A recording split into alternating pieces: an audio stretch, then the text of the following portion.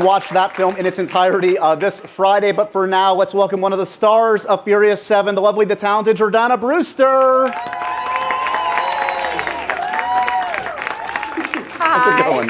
Good, how are you? Welcome. This is exciting. As I was saying to you just a few minutes ago, I got a chance to see this movie last night, and it certainly delivers in every respect you would hope. I'm so glad. Yeah, absolutely. Talk to me a little bit about the fact that this is a film that franchises aren't supposed to develop like this, in that it keeps getting bigger in terms of scope, it keeps getting more intense in terms of the emotion, the fan base grows. I feel like I've asked you this the last couple films, this is surreal upon surrealness. Do you get used to sort of the way this has evolved? You don't, and every time I read the script, I'm like, how the hell are they going to pull this off? I think it happened with 6, with the flipping cars. I was like, I can't even envision what this looks like. And then, and when we get on set, I always get to see like previs of second unit. Second unit gets to do all the fun stuff with the stunts, and then you get a little bit of a taste, but you don't really know until you see the actual finalized movie, right, what it actually is. That must add a level of excitement for you, just because you can enjoy this in a way almost like an audience member. You obviously know these actors and the filmmakers in an intimate level, but your portion of the story, especially in this one, you don't get to be a part of some of the insanity that we just saw there. No. So are you able to kind of enjoy it, you think, as an audience member? I did, yeah, and part of the reason I was shooting Dallas at the time, so right. I wasn't able to be on set quite as much as I used to be. But it does make watching it much more fun, because I don't really know what went on half the time. But you also must take pride in the fact that these movies wouldn't work, obviously, if there wasn't an emotional core, if there wasn't a way that the audiences clearly identify with these characters and hold them close to their own. And you're a big part of that. You've obviously been in this from the start, and your relationship with the other key characters forms really the heart of this film. Is that something you're always excited and hopeful to see in the script, that like, I hope they gave me enough to make this meaningful for the audience? Mm-hmm. Yeah, I like that Mia's kind of Dom's conscience and Brian's conscience, and they always kind of go to her. She's mama bear in a way, to sort of lead the way. I love that, and I feel like she's earned that, and that was something I really talked about a lot with Justin Lin. He always wanted the female characters to be super strong, and same with James Wan. He definitely wanted her to sort of be the emotional compass. Talk to me a little bit about like going back when you first are in the running, or you get this role. Was it just another job on the first Fast and the Furious, or did it feel like it was going to be something interesting? Oh, it was my second movie ever. I did The Faculty, and then it was my third movie. I was in school and a New Yorker, so I knew they were going to do a movie in LA about cars, and I was like, that sounds kind of cool, I guess. Like, I'll do it. It's like a summer job for me at the time, but had no idea of its scope, had no clue what was gonna happen to it. But then what I think made it special was I realized they weren't casting all these sort of heartthrobs, and it was like they got Michelle off of Girl Fight, and Vin was a really interesting actor. And so it's something magical happened with the casting of the film. Yeah, and it's brought up a fair degree, but it can't be brought up enough that it's a truly diverse cast, which is partially what I think you're alluding to, and I think again that brings in the audience, and it makes it feel like this is, as opposed to a lot of Hollywood blockbusters that feel like you're seeing 10% of the world. You're seeing a really broad spectrum, and they've continued that as they expanded the cast too. Yeah, we're a reflection of what our audience looks like. Right, exactly. So it must have also, in those early days, being a part of it with Vin and Paul and Michelle, and you kind of all were at relatively kind of similar points in your careers too, to varying degrees. Did that kind of help it become manageable for you, like when it got big, to kind of be able to go on the journey with them? I don't know, because we were all at such different points, because then Paul went on to do Too Fast, Too Furious. Sure. And then we all separated ways for Tokyo Drift. So I guess for the first one, it made it special that we were all, kind of at the same point in our career, yeah. Did you, when you look back at the films, do they all blend together in your mind, or do each of them kind of have distinct They characteristics? all have distinct characteristics for sure. Yeah. 4 to me was like a little more sedate. We were all back in LA.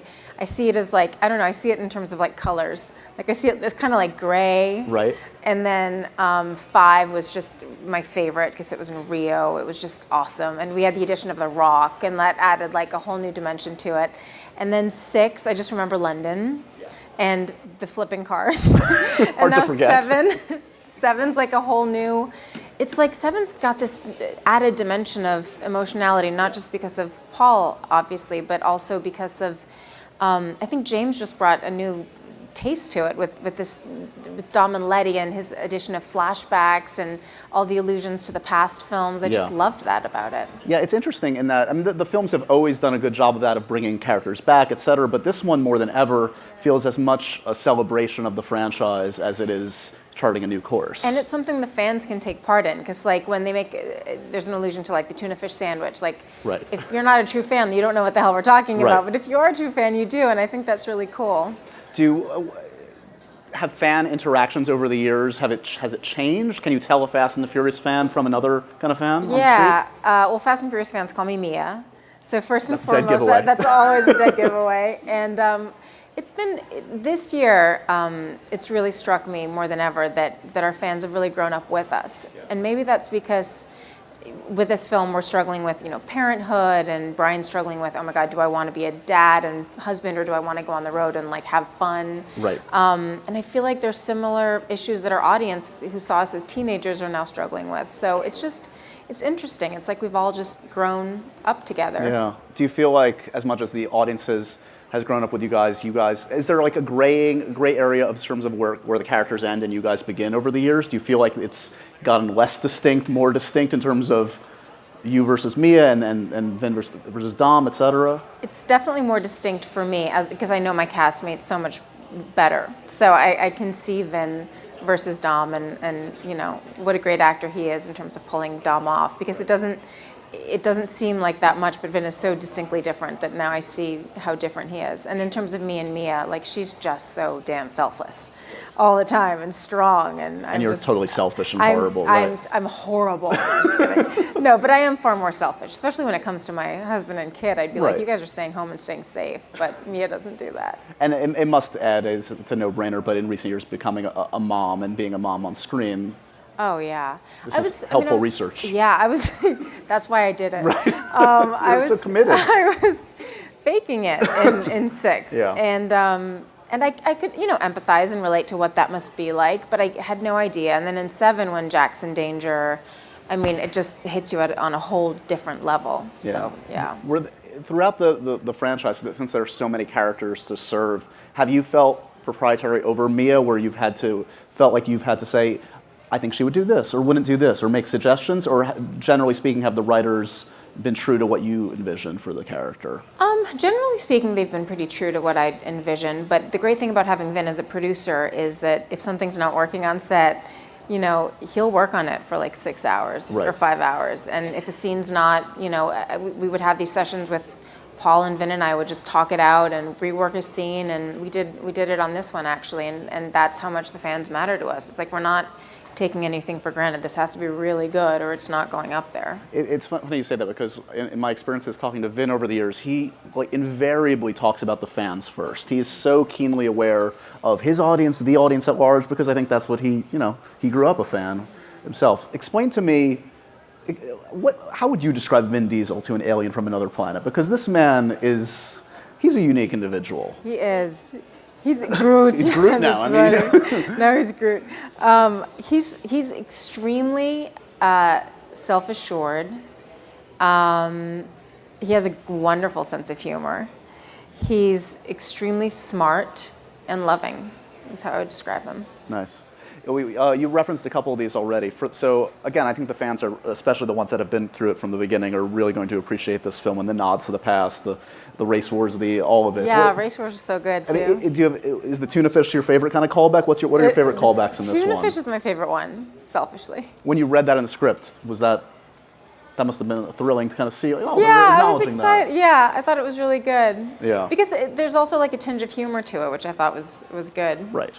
Talking about a tinge of humor, not that it needed it, but you mentioned it before. Adding Dwayne into this mix in 5, and he delivers a lot of the humor in this one. Yeah, he does. And he is amazing. He's so like funny. the best human being on the planet. He really is. He's my favorite. Yeah. Talk to me about because I feel like that was kind of a turning point for the franchise. Obviously doing very well the first 4 films, but 5 Right. changed it and turned it into a kind of a global phenomenon on another level, right? In scope, I just feel like, well, it was the location change, moving to Brazil, and I just think the stunt pieces got bigger and bigger and bigger, and Dwayne, I think, just elevated us to like just more of a blockbustery kind of movie in a way, is what happened. Yeah. And now he is kind of the comic relief. Right. Tyrese is as well, though. Tyrese is pretty You've funny. got a lot of big personalities. We do. Yes, we do. And We somehow do. it makes it all work. It's like a weird Avengers of your own you've created of superheroes, real life superheroes. You mentioned some of the locations. That's got to be a perk, both in promoting this film and bringing it around the world, and also shooting it. Do 1 or 2 jump out at you over the years in terms of places that really have made an impact for you? Yeah, I mean, going back to Brazil to shoot was amazing because I grew up there, and like that's where I decided I wanted to be an actress when I was growing up. So to go back and have my whole family go to the premiere was just unbelievable. Yeah. And then promoting Fast 4 or Fast and Furious 4, just being on tour and going to Spain and spending like 2 days at a time in all these beautiful locations was amazing. Is there one kind of place in particular where you get recognized more? I mean, LA is home base, so and that's a big part of the franchise too. But one country or one location, generally speaking. No, can't think of one. Okay, fair enough. She passes.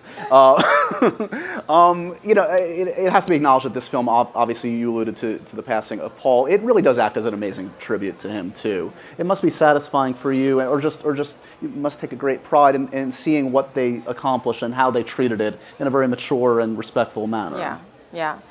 Yeah, I was really, really relieved because first, we came back, and I was cautious about that.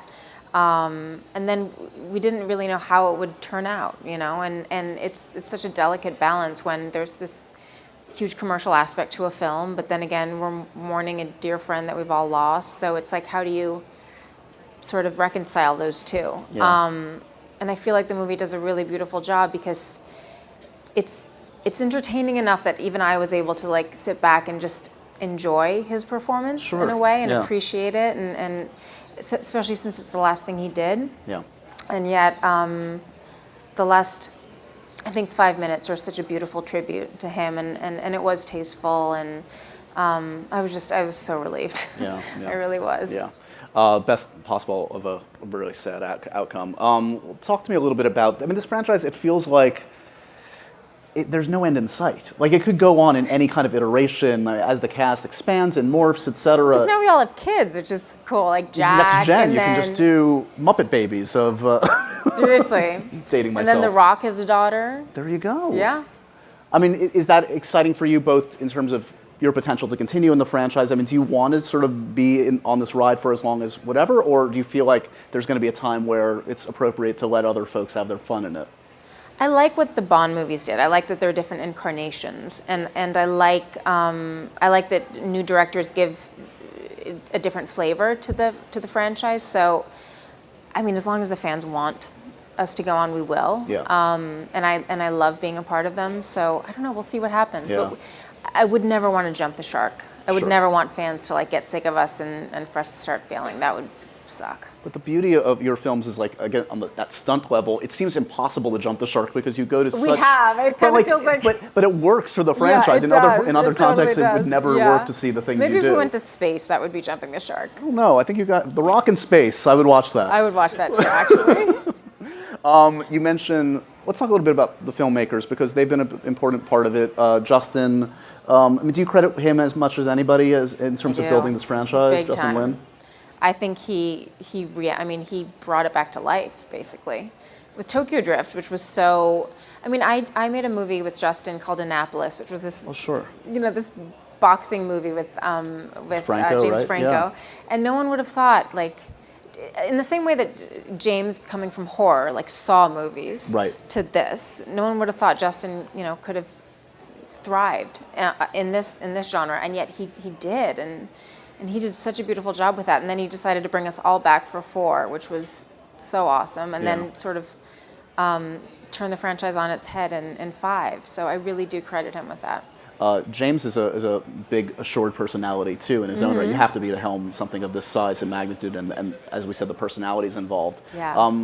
What do you think he brought that was a little bit different, that was necessary at this stage in the franchise? Well, the thing that he brought that was the most valuable to me as an actor, and that I was so relieved about was, it's always amazing to me how someone can handle so much pressure.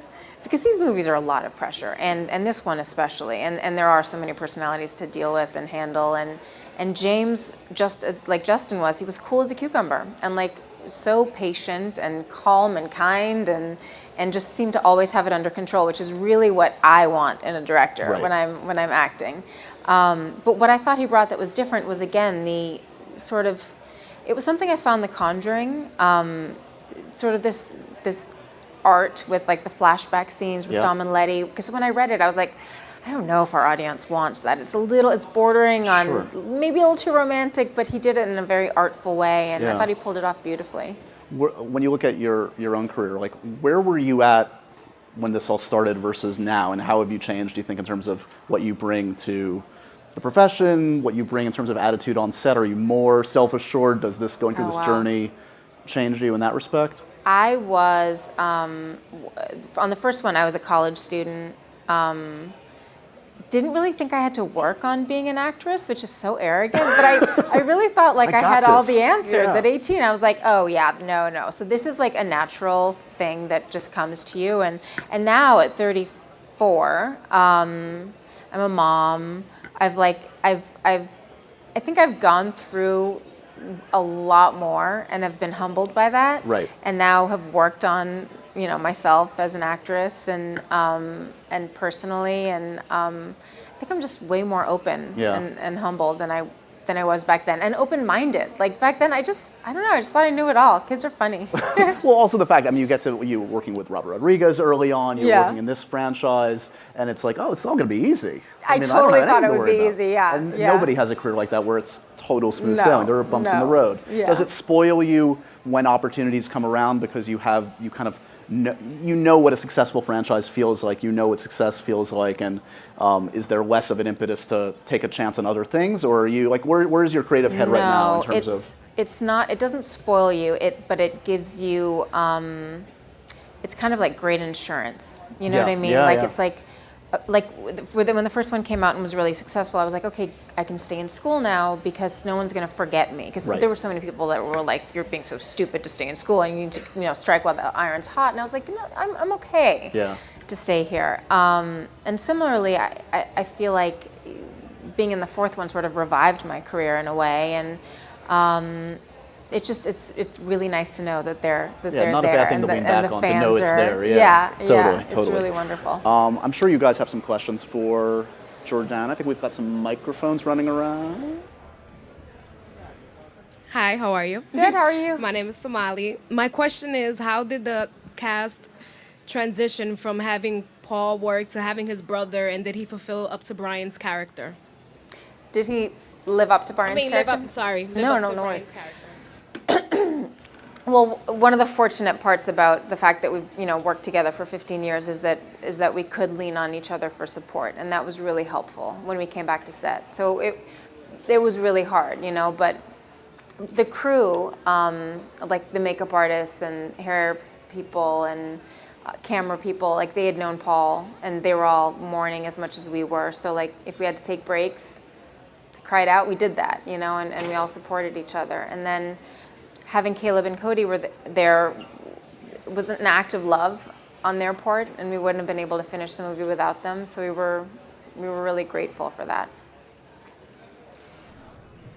Hi, what's next for you, and is there another genre you might want to break into that you haven't done before? I have a really dark sense of humor. Like I love Breaking Bad, now I like Better Call Saul. I like British TV shows as well because they're so dark. So I'd like to do something a little darker. And I can't say what's next because it hasn't been announced yet, but something cool and very different.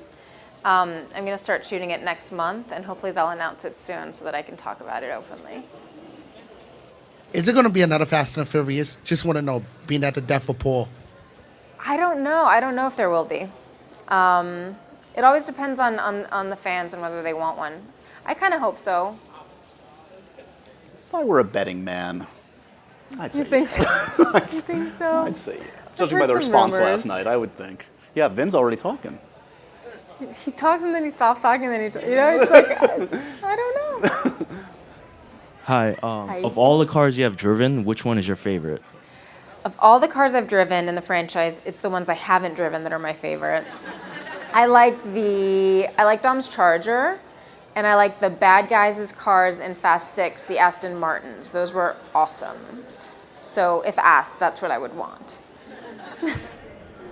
How you doing? Good, how are you? My name is Dave. My question is this: is the action different from the beginning to now, in terms of the cities you filmed at? The action? Yeah. Well, shooting is so different. Like back in the day when we shot, it was so boring because like the giant races, like the scenes with all the cars, like we'd have to wait hours and hours and hours for them to reset all those cars. And now most of it's done either CG or second unit, so it's a lot more fast now. It's very, very different. And second unit, who's doing all the stunts, is having way more fun than we are most of the time. Hey Jordana, I'm Ginger. Hi. Nice to meet you. Nice to meet you. Question, you're a fashionista. Are you going to come out with a clothing line anytime soon? Ooh, while I was on Dallas, I really wanted to do that. I wanted to pair up with Rachel Sage Coonan, the costume designer who I loved. So that is something I really would have a lot of fun doing. I would love to do that. Having done all of this kind of action and also playing and balancing that out with being the mother, the real mother of the film, what have you taken away from that, the balance between action and the parenting and the family idea, that you think you'll apply to your career and apply to yourself in some way or another? Well, as far as, I mean, I'm in the luckiest career as far as balancing goes, because I have the luxury of taking my son wherever I go, and the oddest hours ever, where sometimes I work at noon, sometimes I work at, 6 a.m. And I have to remind myself of that every time I feel a little bit guilty that I'm not with him. So I don't know if that answers your question, but I'm just constantly trying to balance and juggle and haven't.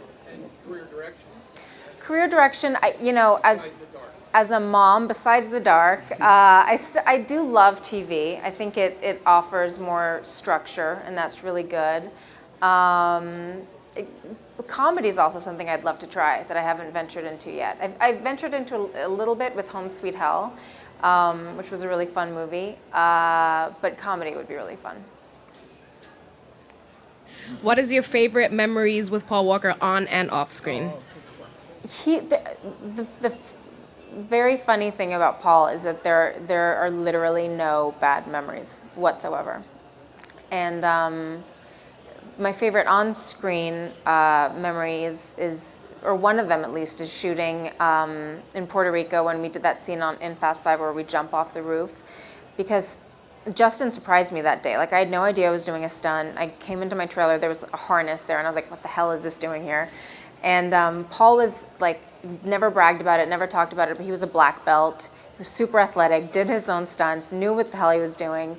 And like, he was so patient and loving with me that day, and like said, okay, we're gonna do 1, 2, 3, jump. And then 1, 2, and like he just choreographed it for me. And then had to remind me like to not make my face look like I was like petrified, which I did initially. But that was just and then he was so happy for me when I did it and like kept cheering me on. That's just like a testament. Like, he was just like that, and he was like that with everybody.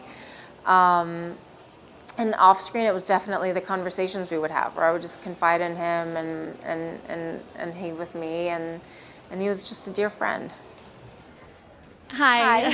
I'm Rachel. Nice to meet you. Nice to meet you. I really love the movies and I love the driving. It's so exciting. Did you get to do any of the stunts or learn any of the stunts? So a lot of the driving is done like green screen. So it involves and Paul was really good at this because he was the best driver and knew the most about cars. I don't. So like I'll fake drive, and then like they'll be like, keep looking ahead. Like at this point you've lost, because they'll like scream things at you like, okay, now to the left you see the bad guy, or to the right. And I'm just not adept at it. But that's the kind of driving we do, really. And then with the first one, we went to this cool racing school in Vegas, and I was too chicken to learn anything, because I didn't have my license. I barely had my license at the time. But the boys definitely had a lot of fun.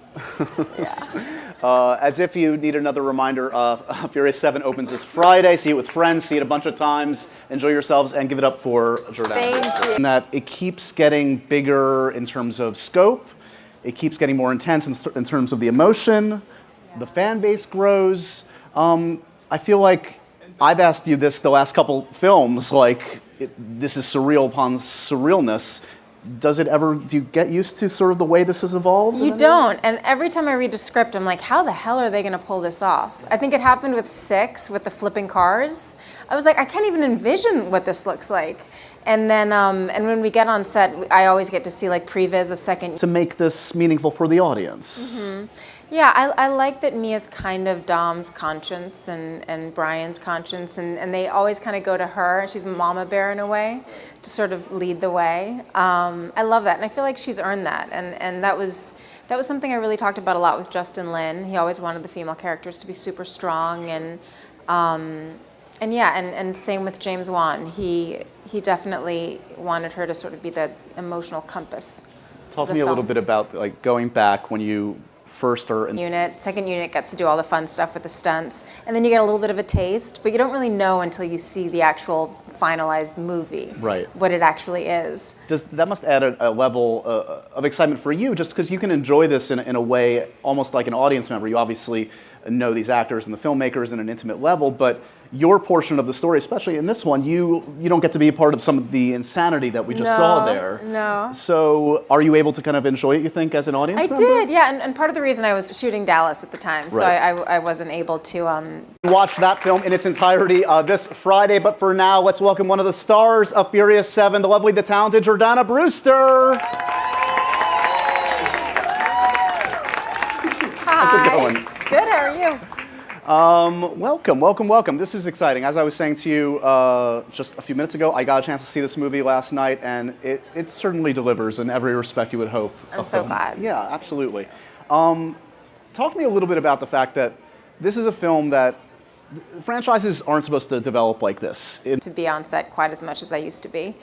But it does make watching it much more fun, because I don't really know what went on half the time. But you also must take pride in the fact that these movies wouldn't work, obviously, if there wasn't an emotional core, if there wasn't a way that the audiences clearly identify with these characters and hold them close to their own.